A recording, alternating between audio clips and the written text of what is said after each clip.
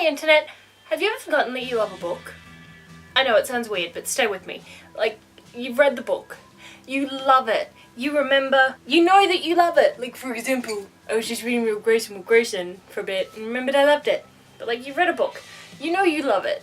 You can remember the reasons why you love it, but it's been like 2 or 3 years since you've read it and you're kind of like, why do I love it again? Like, I know I love it, but it kind of goes out of your mind when you think about your favourite books and you don't know why. And then you just innocently on the internet and you read an excerpt from it about Schrodinger's cat and you're like, I forgot about that part in the book, and then you reread the book and you're like, an hour later, I finished reading from the part with Schrodinger's cat. I just did it with Will Grayson, if you can't tell by the reason it was in the start of this video and it's still there. It's so pretty! But when I read Will Grayson, I loved it. I think it is still my favourite John Green novel because of the way it's written. But then An Abundance of Catherine, so many novels. I think I read Will Grayson in completion once. Then a couple of times I've gone through and read each Will Grayson's story by chapters.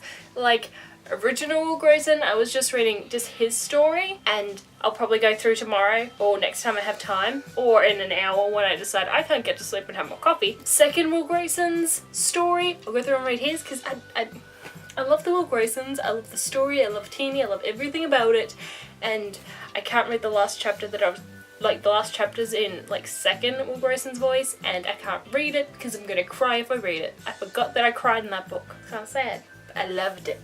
But it made me think about other books I've done this with, like Patricia Cornwell. First 2 books, Postmortem and Body of Evidence. I love that series. I love that book. I love the character. I love the author. But I don't always remember that I love her. I don't always remember that I love that book. And sometimes I'm like, why am I still collecting all of these? And then I remember that I love the book. Usually I listen to Paramore or one of the first Fall Out Boy albums. I forget the name of it. The most emo one. I feel like it's the most emo one. Anyway, I listen to early Paramore or that and I go, oh, that's right. Like, I just have scenes from that book play in my mind because I reread it a lot while listening to Paramore and Fall Out Boy, and I'm in love with it again. I'm going through it right now with my own story, Fallen Secrets, where I'm like, I have to work on it for Camp NaNoWriMo. I don't have to, I want to. And I'm at the stage right now where I don't want to write about it because I hate everything about it. I hate the plot. I can't work it out. I don't know how I want it to fit. But then I'm in love with it. Like, just before I went through all the emotions, I was going through Camp NaNoWriMo forums, and on the campfire they had your what if questions, and you meant to title your book, like go through your book and describe it as a what if question. I have like 10 what ifs. But that's okay, because it made me fall in love with the story again, and then I started to try and explain it out loud with the what if questions and my thought process with it, and I hated it again. Love-hate relationship. I love this book. I cannot describe this fucking book. I need to finish it, and then, because it's finished, but it's nowhere near finished here. Not finished at all. It's like, I love books, but I need to read them. There are some that I know my love more than anything. Like, oh, what was it? Chosen. I started reading the first chapter of the next novel because at one stage there I was kind of like, wait, do I love it or have I just hyped it up in my mind? I've done this with every book I love, by the way. And then I read the first chapter of the next book, and it's a lie. I read the first paragraph of the first chapter of the second book and I had to stop reading it because I was at work, and you're not allowed to squeal on the floor at work when you're reading because that's just inappropriate. I can't read that chapter because I'm gonna read the whole book. I'm kind of that way as well with Courts of Thorns and Roses. Read the first 4 chapters.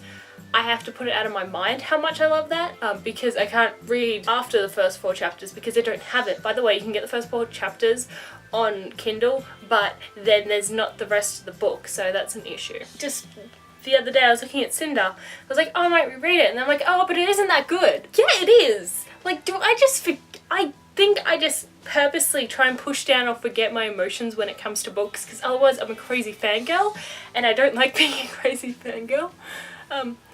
I've done it with Throne of Glass, and then I was reading something about that series, and I was like, oh, that's right, the synopsis for Queen of Shadows. Oh my god, that title, that fucking cover art is amazing. So is Winter. I love Winter's cover art. Have you seen it? Anyway, Throne of Glass. I was reading the synopsis for Queen of Shadows and I fell in love with the story again. Like, I just suppress my love for books until I can read can read it. I've really well suppressed my love for the Grisha series because I read Shadow and Bones, and I went to read Siege and Storm, but I couldn't because I was too emotionally raw, and you just can't put me back into that position in chapter 1. Like, what do you want my emotions to do? So I have to pick that up because I really want to read that. I just feel like I'm just being emotionally dense at the moment when it's coming to books. Like, I'm blocking off my emotion with them, and I don't know why, because it's keep doing the thing where I don't want to put time in them.